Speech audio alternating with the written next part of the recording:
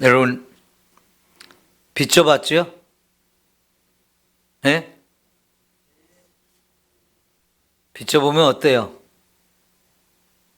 참 많이 힘들죠?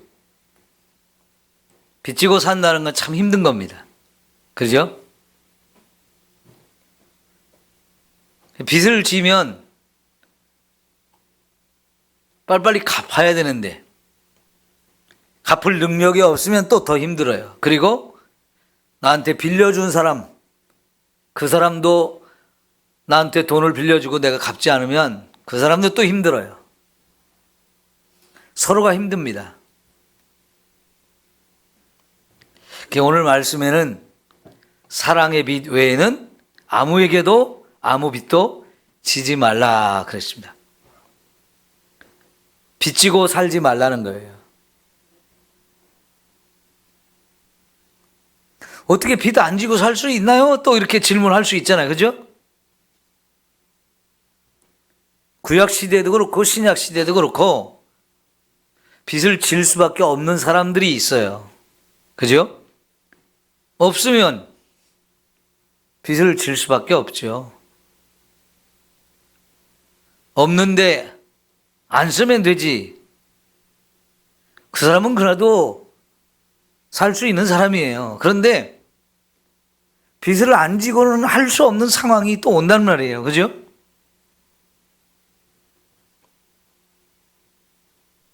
그런가요? 우리가 빚을 안 지기 위해서는 어떻게 해야 될까요? 첫째는 열심히 일해야 됩니다. 그죠? 일하기 싫은 자는 먹지도 말라고 그랬어요. 그러니까 우리가 먹고 살려면 내가 필요한 거 내가 벌어서 먹어야 돼요. 그죠? 그러니까 열심히 일해서 빚 안 지고 살아야 됩니다. 그래야 빚을 안 져요. 열심히 일도 안 하고 돈은 자꾸 들어가는데 여러분 가만히 있어도 전기세 나오죠. 수도세 나오죠. 쓰레기 별려면 그것도 돈이 필요하죠. 가만히 앉아서도 나가는 돈이에요. 요즘에는 핸드폰비도 비싸요. 이것저것 공과금 나가는 거 많아요. 가만히 앉아도. 그러니까 우리는 돈이 계속 필요해요. 근데 그 필요한 돈은 어떻게 해야 된다는 거예요? 내가 벌어서 열심히 땀을 흘려서 일해가지고 그래서 필요한 걸 내가 열심히 일해서 벌어야 돼요. 그래야 빚을 안 지죠. 그죠? 나는 열심히 일 안 하고 남의 돈 빌려서 살면 그거는 도둑질하는 거나 똑같은 거예요. 하나님 도둑질 하지 말라고 그랬잖아요.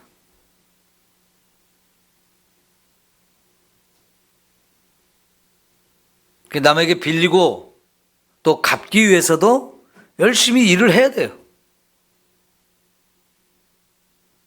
여러분, 신명기 28장에 가면 하나님이 주시는 축복에 대한 이야기가 쭉 나옵니다. 그 중에 한 구절이 뭐냐면 남에게 꾸어줄지언정 꾸는 자가 되지 않게 하겠다. 이게 하나님의 약속이에요. 여러분, 꾸어주고 사는 게 좋지 꾸면서 사는 거 그건 복이 아니잖아요. 남에게 꾸어줄 수 있는 사람, 이건 복받은 사람이에요. 그죠? 그러니까 우리가 하나님께서 우리에게 축복을 주시는데 남에게 꾸어줄 수 있을 정도로 우리에게는 복을 주신다는 거예요. 여러분, 이런 복을 받으며 살고 싶죠? 근데 이런 복을 누구한테 주신다겠어요? 하나님 말씀대로 살면 그런 복을 주신대요. 절대로 꾸면서 사는 인생 되지 않도록, 마이너스 인생이 되지 않도록 하나님이 부어주셔서 남고 남으니까 남에게 꾸어주면서 살 수 있는 이런 축복을 주시겠대요. 그럼 우리 이런 복을 받으려면 어떻게 해야 된다고요? 말씀을 목숨을 걸고 지켜야 돼. 나는 어떤 일이 있어도 말씀대로 살 거야 하면서 말씀대로 살면 하나님이 분명히 꾸어줄 수 있는 정도로 쓰고도 남게 하시는 이런 복을 얼마든지 주실 줄 믿습니다. 그러니까 여러분, 하나님이 11조를 하면 어떻게 한다고 그랬어요? 쓰고도 남도록 채워주신다고 그랬어요. 11조 드리는 거 어려울수록 해야 돼요. 난 돈이 모자라니까 내가 아무리 계산해봐도 지금 한 달 쓸 것이 내가 지금 수익 들어온 거 계산해봐도 모자라니까 11조는 나 못 드립니다. 그러면 그 사람은 복을 받을 수가 없습니다. 계속해서 마이너스의 인생을 살아요. 그러나 그런 상황에서도 하나님의 것을 먼저 떼어서 11조를 드리고 살면 모자라는 부분을 하나님이 분명히 채워주실 줄 믿습니다. 여러분 그걸 체험해 봐야 돼요. 네? 내가 빚질 생각오를 하고 마이너스가 돼서 내가 못 먹고 굶는 한이 있어도 하나님의 것은 내가 도둑질하지 말아야지 하면서 말씀에 순종을 먼저 해보면 하나님이 그래 네가 그런 마음으로 결단하고 내가 먹을 것이 없어서 굶주려도 11조는 안 떼먹었구나 하나님이 인정하시면 플러스 해서 남게 하시는 이 복을 분명히 주실 겁니다. 저도 그런 걸 수도 없이 경험해 봤어요. 그래서 자신 있게 말씀드릴 수 있는 거예요. 그러니까 하나님 말씀대로 하면 손해난 거 없습니다. 계산으로는 안 돼요. 그런데 여러분 인생은 계산한 대로 되지 않습니다. 내 마음 먹은 대로 내가 계획하는 대로 되는 게 아니에요. 하나님은 그걸 초월해서 얼마든지 많은 일을 하실 수 있는 전능하신 분이고 그분이 우리 아버지가 되셔요. 마태복음 6장을 자꾸 묵상하세요. 힘들고 어려운 사람, 물질이 궁핍함이 있는 사람, 모자란 사람은 마태복음 6장을 자꾸 묵상을 하셔야 돼요. 먹을 것, 입을 것, 마실 것 걱정하지 말라고 하잖아요. 왜요? 그건 우리가 걱정해야 할 게 아니고 하나님이 우리를 위해서 대신 걱정하면서 그분이 책임져 주신다. 우리는 공중에 나는 새보다도 귀하고 들에 피는 꽃보다도 더 귀한 존재라는 거예요. 하나님이 우리 아버지가 되고 우리는 그분의 자녀가 되기 때문에 자녀가 먹을 거 걱정하는 게 아니고 아버지가 걱정하는 것 하시면서 내가 다 책임져 줄 거다. 그러니까 너는 그거 걱정하지 말고 그의 나라와 그의 의를 먼저 구해라. 여러분 그의 나라와 그의 의를 먼저 구하는 거 그거는 하나님 말씀대로 사는 거예요. 그러면 하나님이 당연히 책임져 주셔서 내가 생각할 때는 분명히 모자랐는데 계산이 안 맞고 마이너스인데 한 달 살아보면 다 먹어지고요. 모자란 거 다 채워지고요. 쓰고도 남게 해 주십니다. 이걸 체험해 보면 하나님은 살아계신 분이야. 나를 너무너무 사랑하시는 분이야. 내가 무엇이 필요한지 다 알고 미리미리 채워주시면서 나 더 이상 걱정하지 않고 두려워하지 않고 염려하지 않으며 살게 해주신다고 하나님 그런 약속을 해주셨습니다. 여러분 그래야 빚 안 지고 살 거 아니에요. 예? 저는요 밑빠진 독에 물을 부으며 살아봤어요. 12억 빚 있는 교회 갔잖아요. 한 달에 이자가 2천만 원이 나가야 되고 교회 월세와 운영비가 해서 1,000만 원이 더 필요한데 100명도 안 되는 성도를 가지고 매달 3천만 원이 필요한데 빚은 12억이에요. 우리 전 장로님, 우리 한 달 교회 전체 수입이 한 달 수입이 얼마 정도 되는 것 같아요? 예? 350에서 400만 원. 우리가 지금 100명이 넘거든요. 제가 전에 있던 교회가 우리 교회랑 처음에 갔을 때는 우리보다 적었어요. 100명도 안 됐어요. 근데 우리 교회가 지금 350에서 400만 원 교회 한 달 총수입이 그 정도 된다고 하면 여러분 그 교회는 우리보다 수입이 더 적어야 되거든요. 근데 3천만 원이 한 달 나가야 되면 우리가 지금 우리 교회 수입의 10배가 나가야 돼요. 이거 어떻게 빚이 갚겠어요? 이 12억 빚은요 그냥 원금은 못 갚고 이자만 갚는 거였어요. 그게 이자만. IMF 시대였기 때문에 이자가 30%까지 올라가기도 했었어요. 그냥 밑 빠진 독에 물 붓기예요. 그런데 그게 그 빚을 갚으면서 무슨 건물이 남아있거나 무슨 땅이 있거나 그러면은 이 빚을 갚으면 땅은 있어. 건물이라도 남아. 이런데 땅도 없어요. 건물도 안 남아요.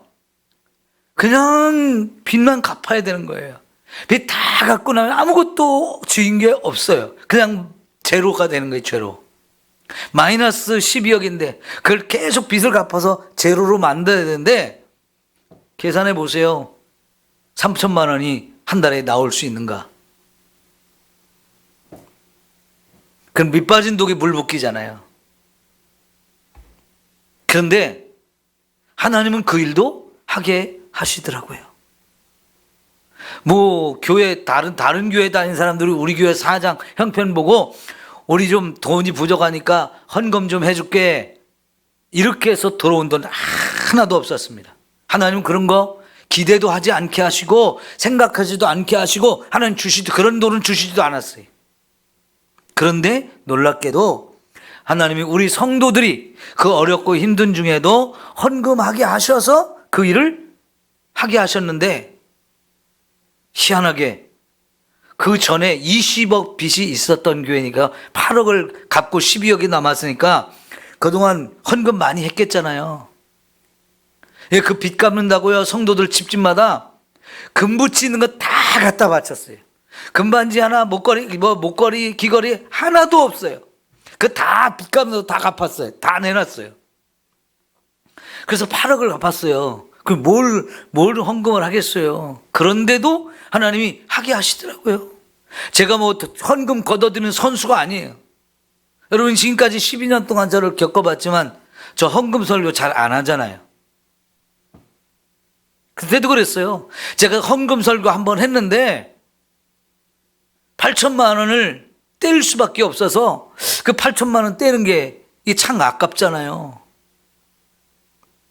8천만 원 안 떼기 위해서 한번 헌금하면 어떨까요? 했는데 싸늘해가지고 이거는 아니구나. 제가 취소하겠습니다. 다시는 헌금 얘기 안 하겠습니다. 8천만 원 뗐어요. 8천만 원이 얼마나 피 같은 돈입니까? 피눈물을 흘리면서 8천만 원 포기하고요. 헌금 얘기 한 번도 안 했는데 하나님이 그 빚을 갚게 하시더라고요. 왜 그런 일이 가능했을 것 같아요? 말씀대로 사니까 그런 거예요. 말씀대로 살면 그렇게 되어져요. 밑 빠진 독에 물 붓기를 해도 하나님이 그 밑 빠진 곳을 하나씩 조금씩 메꾸고 해가지고 결국은 그 빈 항아리에 새 나가지 않고 가득 채워주시더라고요. 그래서 12억 빚을 갚은 거예요.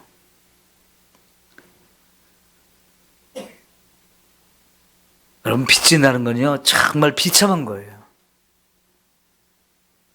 누구든지 빚지는 거 싫어가지고요 나 이 교회 안 다녀. 서로 도망갔어요. 한 600명 모이던 사람이 다 도망가고 100명 정도 남은 거였어요. 500명은요 빚 갚기 싫다고, 이 빚 있는 거 싫다고, 빚 있으면 내가 헌금해야 되니까 부담스럽다고 도망간 거예요. 그래서 100명 남은 거예요. 근데 100명 남은 사람도 제가 갔을 때 언제 도망갈까? 무슨 구실을 대고 도망갈까? 눈치를 보고 있었어요. 제가 조금만 잘못하면 잘 됐다 하고 핑계대고 딱 도망가야 될 사람들이거든요. 그러니 여러분 하루하루가 얼마나 그게 힘든 겁니까? 목사로서. 근데 왜 하나님이 나를 거기로 보내시는지 몰라요. 여러분이 보시다시피 저는 돈 욕심도 없고 어디서 돈 빌리는 재주도 없고 돈을 이렇게 돌리고 저렇게 돌리고 막 돈 갖고 막 그렇게 하는 그런 재주도 없어요. 어떻게 보면 세상을 살아가는데 돈을 모르니까 참 미련한 거예요. 돈 문제에 대해서는 미련해요. 재주도 없어요.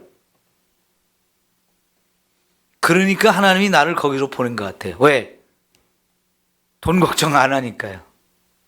저는 이미 돈에 대한 훈련을 하나님이 대학 다닐 때부터 가르쳐 주셔서 훈련을 잘 시켜주셔서 돈 걱정을 안 하고 살았어요. 주머니에 돈이 10원도 없어도 내일 당장 먹고 살 돈이 없어도 걱정하지 않아도 되도록 하나님이 훈련을 시켜주셔가지고 딱 그 12억 있는 빚 있는 교회를 딱 보내신 거예요. 다른 사람이 12억에 겁을 먹고 오지를 않아요. 좀 후임자고 하는 청빙서 내라고 이렇게 광고를 내도요, 냈다가도 빚이 이만큼 있습니다. 그러니까 아유 나 안 갈래요. 다 포기했어요. 저는 못 모르고 간 것 같아요. 뭘 모르니까 간 거예요. 그렇지만 하나님이요, 재주 부릴 줄 모르고 뭐 수단 방법도 없고 그냥 하나님 말씀대로만 살겠다고 생각하니까 하나님이 거기로 보내시고 그 일을 감당하게 해주셨다고 저는 생각해요. 제가 능력 있고 제가 무슨 힘이 있어서 그걸 갚은 게 아니고 하나님의 은혜로 갚게 해주셨어요.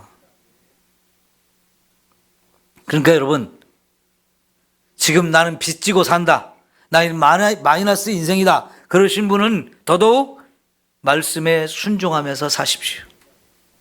그러면 하나님 분명히 말씀하신 대로 너 꾸면서 사는 인생 안 되고 꾸어주면서 살 수 있도록 해줄게. 이게 하나님의 약속이거든요. 그럼 믿으세요. 그리고 말씀하신 대로 말씀대로 사세요. 그럼 우리 인생이 완전히 변화됩니다. 이런 거 체험해보면 얼마나 신나게 해요. 에? 얼마나 재미있는 인생이게요. 사람 의지하고 수단 방법 부리고 돈 욕심 가지고 막 여기저기 돈 찾아다니고 안 해도 말씀대로 살면 하나님이 우리 아버지인데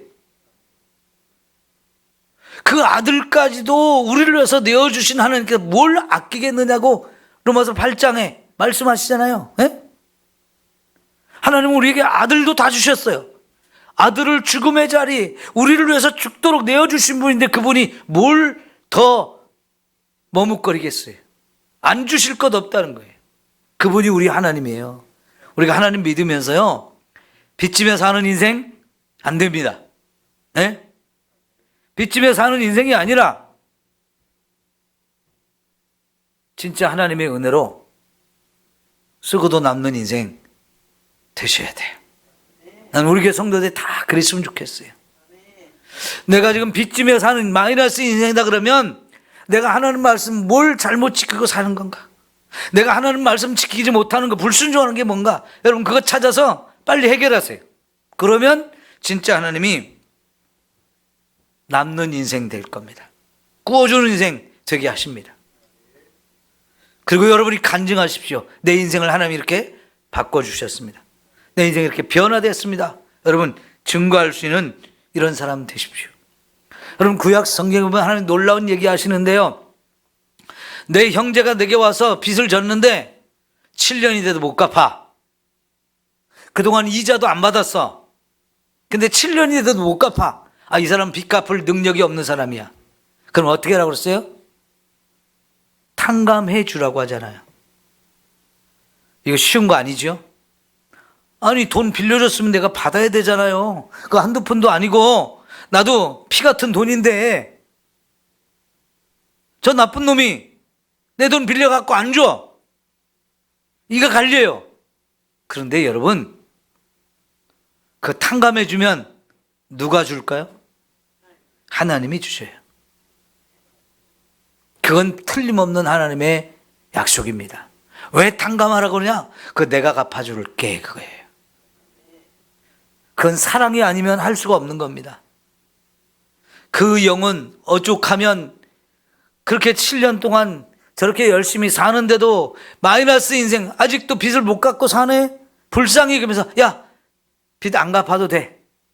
빚 안 갚아도 돼. 없는 것으로 하자. 너 열심히 일해서 열심히 네 돈 가지고 살아. 이제 빚 없는 걸로 해줄 테니 그냥 자유롭게 살아. 그건 사랑이 아니면 안 되잖아요. 그런데 여러분, 이런 사랑을 베푼 사람 하나님이 분명히 구워주고 못 받은 것 이상으로 하나님이 축복하실 줄 믿습니다. 이런 인생을 살면 얼마나 좋아요. 예? 구워줄 수 있는 인생 얼마나 좋아요. 못 갚는 사람 탕감해주면서 이렇게 산다는 거 참 멋진 인생 아니에요? 이왕이면 우리 그렇게 살면 좋잖아요. 이왕이면. 그렇다고 내가 남 빚 탕감해 준 거 소문나면 이 사람 또 빚 좀 빌려달라고 몰려오니까 소문낼 건 없고, 그죠?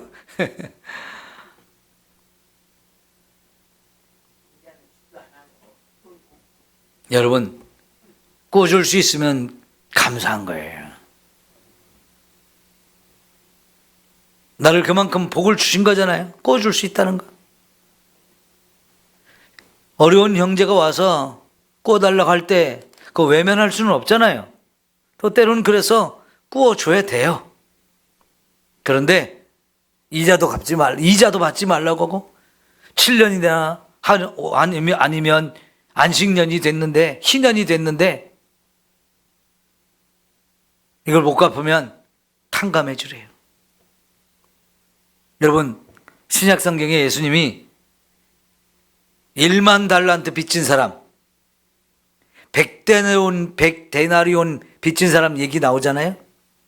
근데 1만 달란트 빚진 사람을 하나님이 탕감을 해줬는데 그건 진짜 계산이 안 되는 돈이에요. 1만 달란트는 우리가 계산할 수 없는 어마어마하게 큰 돈이에요. 그런데 여러분, 그 사람이 자기한테 100데나리온 빚진 사람은 안 갚았다고, 못 갚는다고 감옥에 집어넣어 버리잖아요. 참 이 못된 놈이라는 거죠. 트럼프가 요새 러시아하고 우크라이나 더 이상 전쟁하지 마 하면서 빨리 끝내자 그러죠. 그런데 트럼프가 우크라이나한테 하는 말이 바이든 대통령 때 1,700억 이상 무기를 대줬대요. 그런데 우크라이나 젤렌스키 대통령이 뭔 소리야? 우린 720억 달러 어치 무기를 받았는데 나머지는요 바이든 대통령과 민주당 사람들이 몰래 다 빼먹었대요. 1,000억 넘게 빼먹었다는 거예요. 그걸 통해서 돈 세탁하고 그걸 다 빼먹었대요. 그러니까요 트럼프가 젤렌스키한테 그러면 720억 달러 빚 갚아.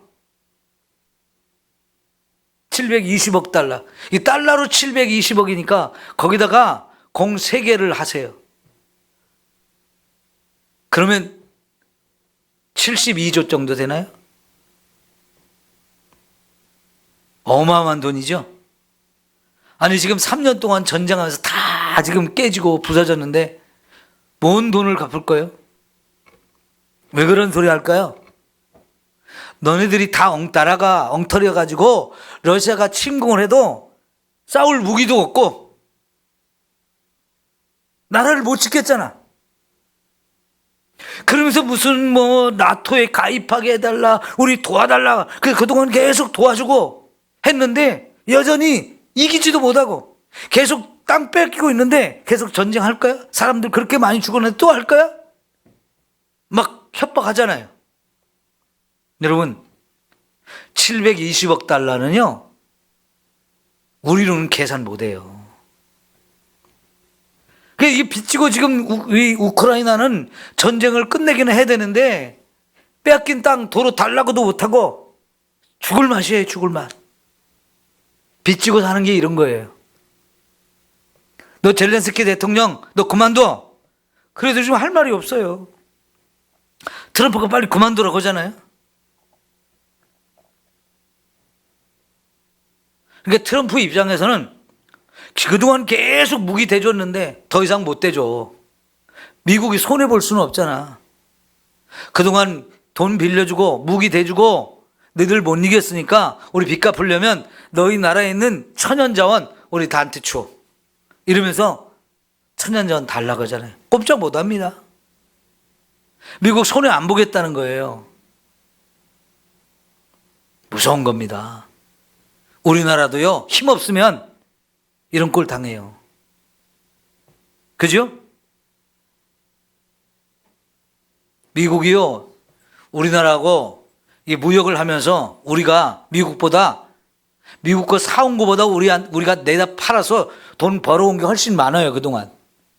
그러면 트럼프가 믿지는 장사하겠어요? 우리한테도 자기네 거 더 많이 사가라고 한다고요. 돈 내놓는 거예요. 내놓으라는 거예요. 너희하고 우리하고 서로 장사하면서 사고 팔고 하는데 너희는 돈을 우리한테 많이 벌었으니까 앞으로는 우리 것도 많이 사가. 이런단 말이에요. 근데 그것뿐만이겠어요? 북한하고 미국하고 이제 협상을 또 할 텐데요. 핵 문제 가지고 협상할 거 아니에요? 우리나라하고 너는 빠져. 우리가 미국하고 북한하고 직접 협상해갖고 문제 해결할 테니까 그럼 우리는 닭죽던 게 지붕만 쳐다봐야 돼요. 손가락 빨면서 좀 봐주세요. 이렇게 해야 돼요. 그러니까 여러분, 우리나라 정신 차려가지고 우리가 강한 나라가 돼요. 강한 나라. 힘 있는 나라가 돼야 돼요. 실력 있는 나라가 돼야 돼요. 여러분, 미국이라는 나라가 그린란드라는 섬이 있거든요. 이게 덴마크 거잖아요. 그런데 그 섬을 미국이 사겠다고 그러죠. 이 그린란드는 미국 위에, 캐나다 위에 있는 어마어마하게 넓은 섬인데 거의 대부분 얼음으로 덮여 있어요. 그러니까 거기 사람 못 살아요. 지금 거기 한 7만 명 정도 산다든가 뭐 그래요. 근데 인구가 사람이 살 수 없을 정도로 너무 추운 곳인데, 그런데요, 미국한테는 그 땅이 너무 중요해요. 왜? 북극해를 지나서 소련하고 거기 바로 직행으로 가는 길이거든요. 러시아하고. 러시아는 북극에서 지금 어마어마하게 많은 무기고 만들어 놓고 군대 배치해 놓고 지금 북극해를 다 장악했어요. 근데 미국은 그린란드가 그래서 필요해요. 러시아는 그 북극해에 얼음을 깨고 다니는 배가요, 거의 70척이 되거든요. 근데 미국은 한 대밖에 없어요. 한 대밖에. 근데 그런 그 배를 잘 만드는 나라가 우리나라거든요. 얼음 깨는 배를 잘 만드는 나라가 우리나라예요. 그래서 미국이 한국한테 좀 도와달라고 지금 자꾸 요청을 해요. 그 얼음 만드는 배 좀 우리한테 만들어 달라고. 그런 실력이 있어야 미국이 큰 소리를 못 치는 거예요. 그러니까요, 그런 것부터 시작해가지고 우리나라가 기술력이 많이 좋아져야 되고, 남들이 와서 이거 좀 제발 파세요 할 만한 좋은 물건들 많이 만들어야 이게 가만히 앉아서도 돈을 벌 수 있는 거거든요. 미국이 큰 소리 쳐도 우리한테 사정해야 되는 그런 상황이 자꾸 와야 되는데, 이놈의 정치꾼이 정신을 못 차려가지고 힘을 못 쓰잖아요, 지금. 그죠? 빨리 해결이 돼야 돼. 자, 여러분, 빚주고 살면 안 됩니다. 네? 빚주고 살면 안 돼요. 빚 안 지려면 첫째, 일해야 되고, 둘째, 그보다 더 중요한 것, 말씀대로 사는 거예요. 하나님의 축복을 받아서 정말, 근데 그 축복은 일하는 자에게 주시지 일을 하지 않는 자에게 주시는 건 아니에요. 내가 성실하게 일할 때 하나님이 거기에 축복을 더하셔요. 그 일이 잘 되게 하고 길을 자꾸 열어서 더 커지게 하고, 그래서 복이 되는 거거든요. 자, 그 다음에 오늘 말씀에 우리가 봐야 될 것은, 우리가 사랑의 빚 외에는 아무에게도 아무 빚도 지지 말라. 이 말씀 생각해 보세요. 앞에 말이 뭔 얘기예요? 사랑의 빚은 져도 된다는 거예요. 사랑의 빚은 져도 된다. 다시 말하면요, 우리는 다 사랑의 빚을 지고 사는 사람이라는 거예요. 재물에 대한 빚은 안 져도 되지만, 그건 지면 안 되지만, 사랑의 빚은 안 진 사람이 없어요. 그죠? 여러분, 우리가 내가 내 힘으로 내 능력으로 살아왔나 한번 생각해 보세요. 내가 잘나고 내가 똑똑해서 내가 열심히 막 참 땀을 흘려서 혼자 살아왔나 생각해 보세요. 절대로 그런 사람 없습니다. 우리는요, 정말 많은 사람들에게 사랑의 빚을 지고 산 사람들이에요. 많은 사람들의 사랑이 있었기 때문에 우리가 살아온 사람이에요. 우리는 그래서 사랑의 빚을 다 진 사람들이에요. 한번 잘 생각해 보세요. 누구한테 어떤 사랑의 빚을 졌는지. 첫째는 우리는 하나님의 사랑을 빚진 자입니다. 하나님의 사랑에 빚진 자. 요한복음 3장 16장 다 알죠? 한번 시작. 하나님이 세상을 이처럼 사랑하사 독생자를 주셨으니. 그러니까 하나님의 사랑의 증거는 자기의 외아들, 하나밖에 없는 아들 독생자를 우리에게 주신 거예요. 그게 하나님을 사랑했다는 증거예요. 그 사랑의 빚을 우리는 다 졌죠. 그죠? 그 하나님이 우리에게 그 하나님의 아들, 그 아들을 내어주신 이유가 사랑하기 때문인데, 그 아들을 내어주어지고 멸망받을 우리를 멸망당하지 않도록 영생을 얻게 해주셨어요. 여러분, 이거 돈으로 계산돼요, 안 돼요? 그건 돈으로 계산할 수가 없습니다. 평생 갚아도 못 갚는 사랑의 빚을 졌어요. 내가 평생 내 목숨을 다해서 하나님을 사랑해도 이 빚은 갚을 수가 없습니다. 인정해요? 인정 안 해요? 인정? 인정? 예. 인정할 수밖에 없어요. 근데 그 예수님도 이 땅에 오셔가지고 오실 때 하늘의 영광 다 내려놓으셨습니다. 왜요? 하나님 명령 따라서 우리를 구원하기 위해서. 이 땅에 오셔서 가장 낮은 자리까지 내려가셨어요. 그러면서 섬겼어요. 십자가 죽음의 길 얼마든지 피할 수 있고 그 사람들 다 물리칠 수 있지만 그럼에도 불구하고 죽음의 길로 가셨어요. 왜요? 저와 여러분을 사랑하기 때문에. 그래야만 우리를 구원할 수 있기 때문에. 그 길이 아니면, 예수님이 아니면 그 누구도 우리를 구원할 수 있는 방법도 없고 자격도 없기 때문에 하나님의 아들 예수님이 우리를 사랑하는 그 마음 가지고 오셔서 자기의 모든 걸 다 우리에게 내어놓으시면서 그 죽음의 길을 가셔서 우리를 구원해 주셨어요. 이 사랑 갚을 수 있어요? 이 사랑 못 갚아요. 평생 내 생명 다 해도, 평생 죽도록 내가 힘쓴다 해도 이건 갚을 수 없는 사랑이에요. 그럼 갚을 수 없으니까 안 갚을래요? 그럴래요? 예? 하나님 나 뭐 갚을 능력 없습니다. 그러면서 하나님도 받을 생각하지 마세요. 그러면서 뻔뻔하게 살 겁니까? 아니죠? 바울이 로마서 1장, 여러분 이 로마서니까 1장으로 한번 가봐요. 로마서 1장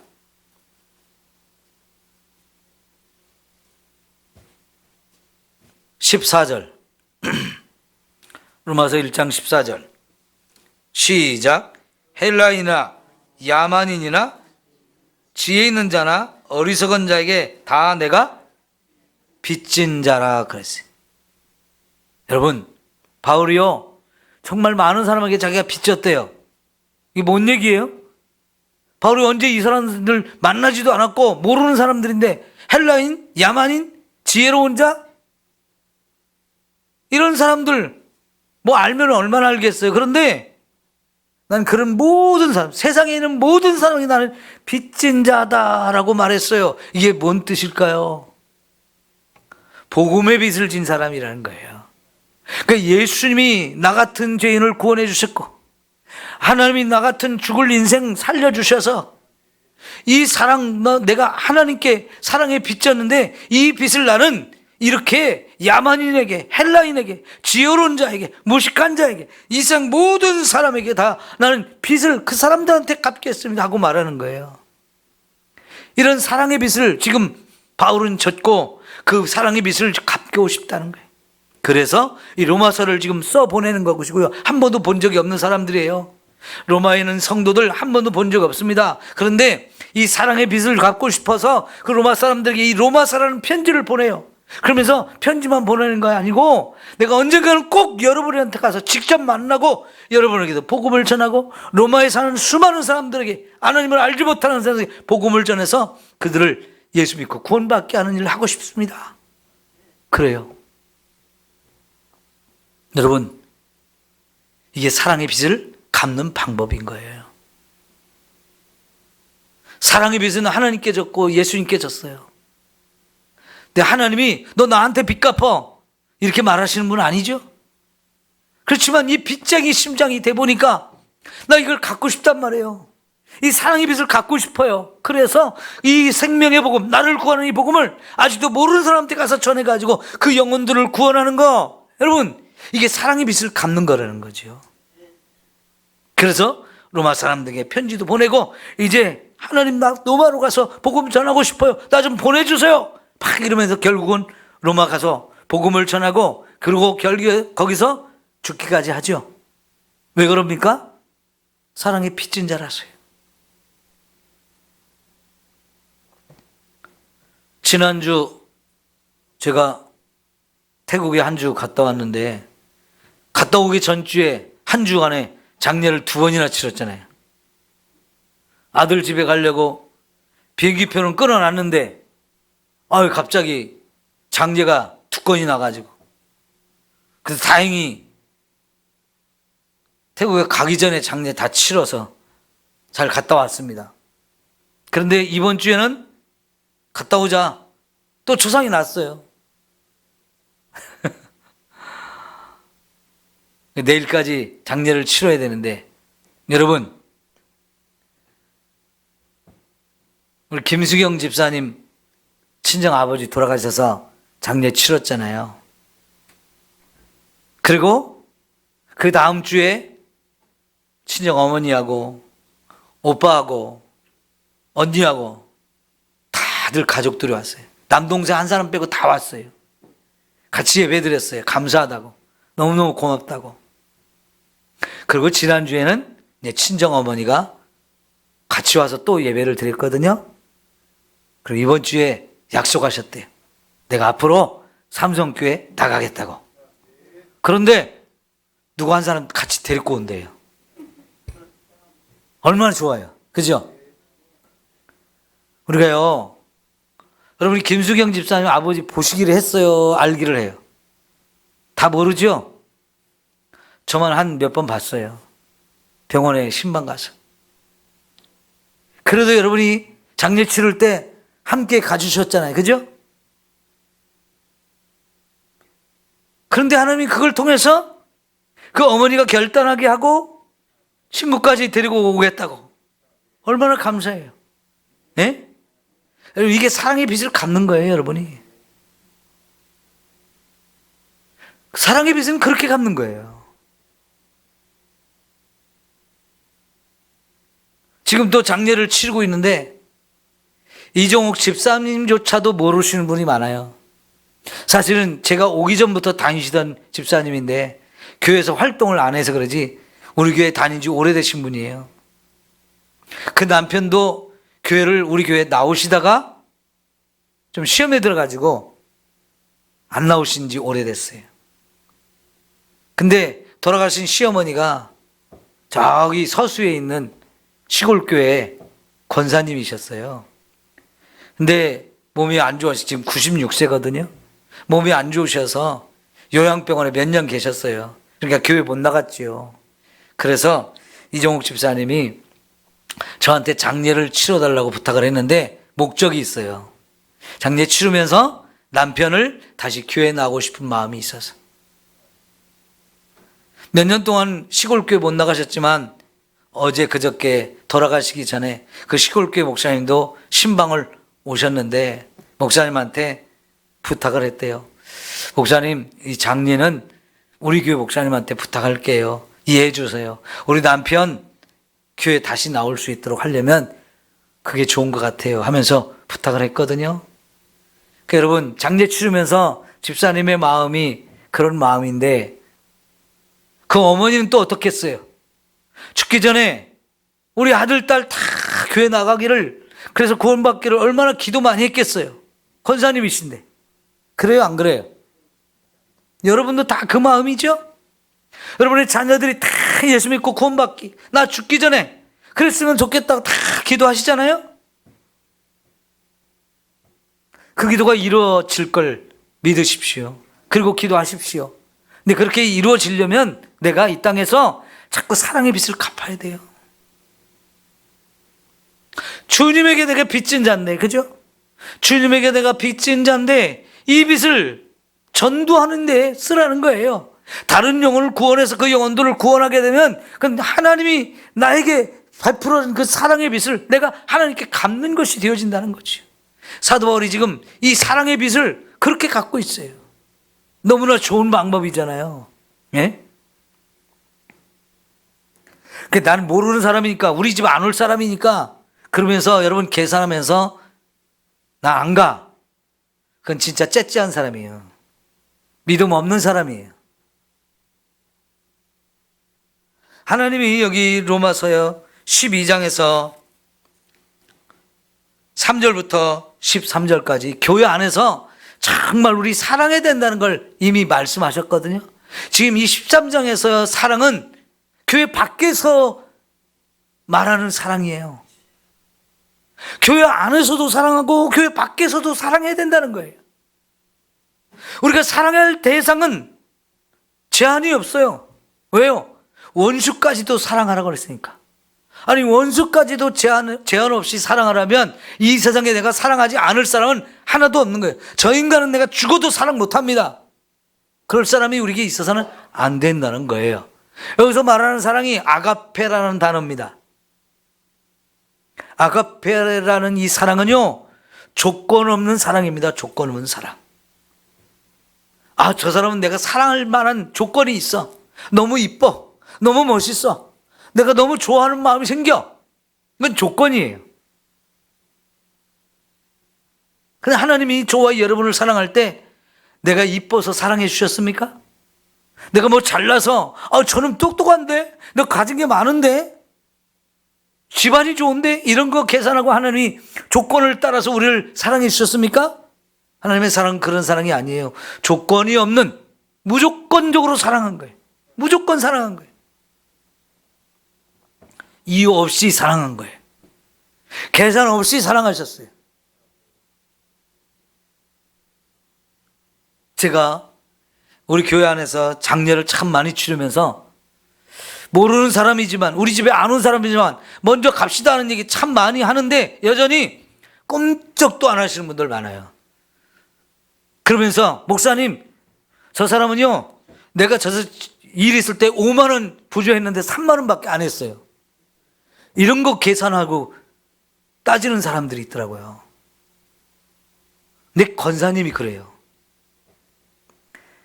권사 탁 빼버려야 되는데, 자격도 없는 사람인데 그런 계산을 하고 있어요. 예? 안 돼요, 안 돼요.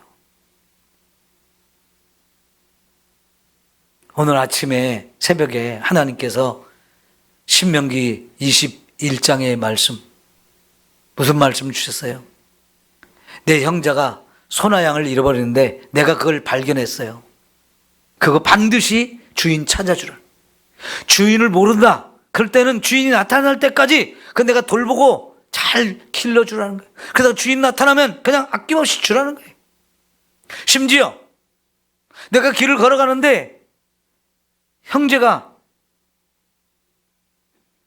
소나 양을 끌고 가다가 그 소나 양이 짐을 너무 무거워서 넘어졌어.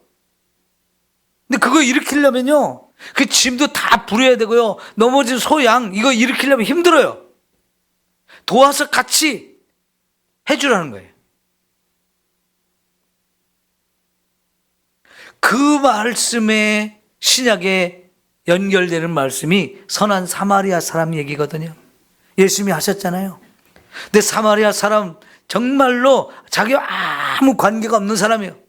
일면식도 없어요. 근데 그 사람이 강도 만나 죽어가요. 그런데 그 사람을 위해서 자기가 타고 던 나귀에서 내려가지고 그 환자를 싣고 자기는 걸어서 여관까지 가고 여관에서 계속 돌봐주면서 자기 돈을 내요. 그리고 자기는 바빠서 할 수 없이 가야 되는데 여관 주인에게 돈을 미리 주면서 이 사람 다 나을 때까지 좀 돌봐주십시오 하고 가잖아요. 이게 사마리아 사람이기 때문에 유대인들에게 무시받던 사람이에요. 그 사람 입장에서는 유대인들 원수 같은 놈들이에요. 그런데 예수님은 이 사람이 정말 이웃을 사랑하는 사람이라고 말하잖아요. 그런데 여러분, 유대인의 같은 유대인이지만 레위인과 제사장은 자기 손해볼까 확 도망가 버렸어요. 저 사람 죽든지 말든지 보고 그냥 나 살겠다고 도망갔어요. 그 사람이 정말 하나님의 말씀을 모르는 사람이고 누구보다 잘 아는 사람인데 도망갔어요. 예수님은 이런 사람은 진짜 이웃도 없는 사람이고 사랑이 없는 사람이라는 거예요. 여러분, 우리가 교회 100번 다니고 정말 대단한 직분을 가진 사람이고 유명한 사람이고 그런데 말씀은 잘 아는데 사랑을 실천하지 않으며 산다? 정말 예수님 모실 때 꼴불견이죠. 이건 가짜죠, 가짜.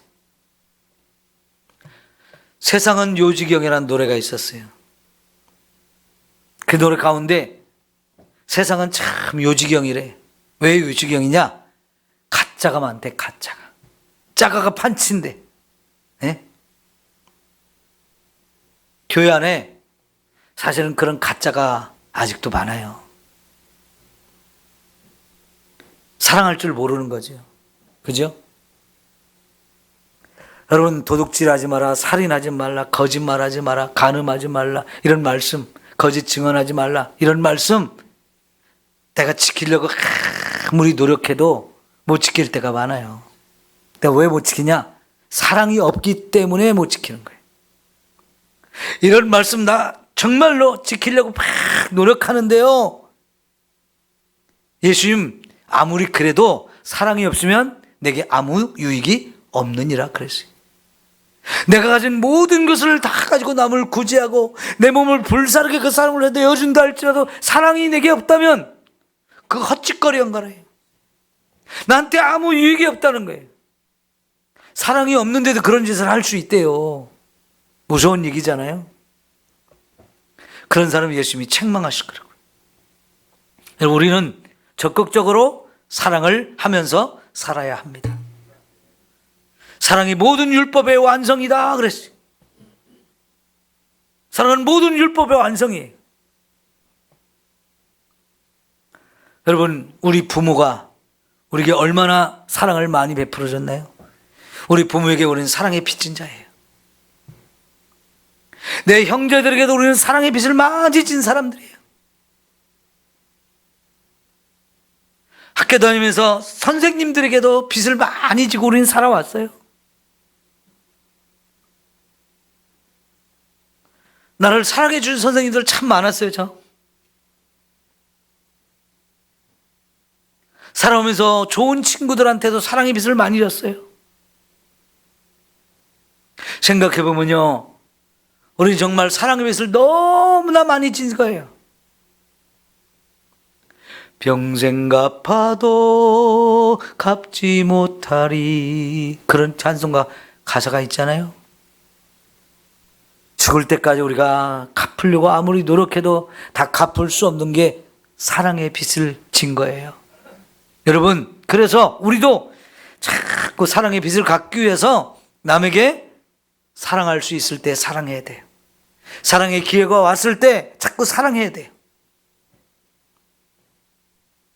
저 사람하고 나하고 아무 상관도 없는데 하면서 지금 어려운 중에 있는 사람, 힘든 사람 모른 체하고 슬픈 자들 위로하지 못하고 그러면 안 돼요. 우는 자와 함께 울고 웃는 자와 함께 기뻐하는 이런 인생을 살아야 되거든요. 그게 사랑을 갚는 거예요.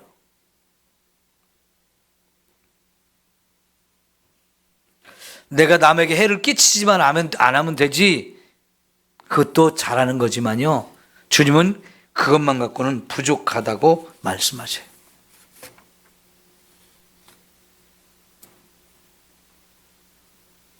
내가 남에게 준다고 할 때, 사랑을 베푼다고 할 때 뭔가 바라면서 하면 그건 아니죠. 기대하면서 하면 그것도 아니죠. 그냥 내가 사랑의 빚진 지가 너무나 많은 사람이니까 나도 사랑의 빚을 갚으려고 하는 마음으로, 그냥 사랑의 마음으로 순수하게 하면 하나님이 다 알아주셔요. 너 잘했다. 칭찬하시면서 하나님의 더 큰 사랑을 저와 여러분에게 베풀어 주실 줄 믿습니다. 따지지 말고, 계산하지 말고, 조건 생각하지 말고 무조건 아가페 사랑을 할 수 있는 우리가 그런 사람이 되었으면 좋겠어요. 기도합시다.